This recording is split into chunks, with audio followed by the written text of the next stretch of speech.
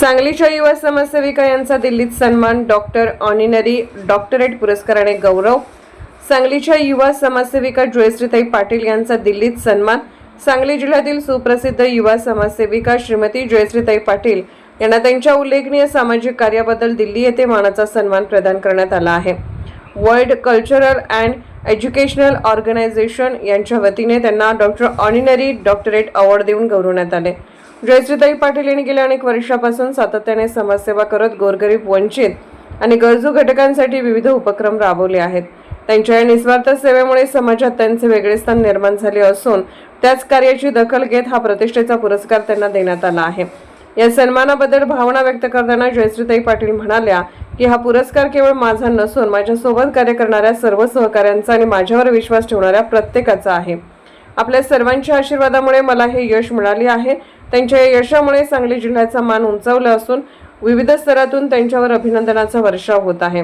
पुढील काळातही त्यांच्या सामाजिक कार्याला अशीच गती लाभो अशा शुभेच्छा व्यक्त केल्या जात आहेत।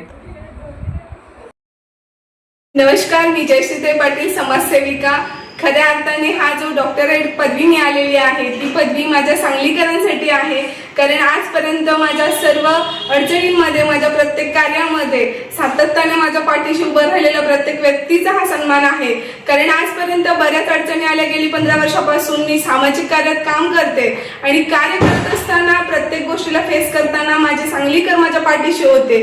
खऱ्या अर्थानं आपल्या सामाजिक कार्याची आणि केलेल्या कर्माची हीच ती आपलं यश असतं आणि ह्या यशाचा भागीदार माझे सांगलीकर आहेत।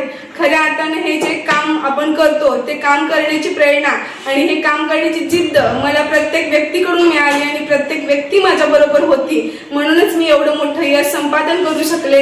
आज हा डॉक्टरेट जो पुरस्कार मिळालेला आहे तो खऱ्या अर्थाने जयश्री पाटीलचा आहेच, पण त्याबरोबर माझ्या सांगलीकरांचा आहे आणि हा अवॉर्ड मी माझ्या गणरायाच्या चरणी नतमस्तक होऊन सांगलीकरांना अर्पित करते। धन्यवाद।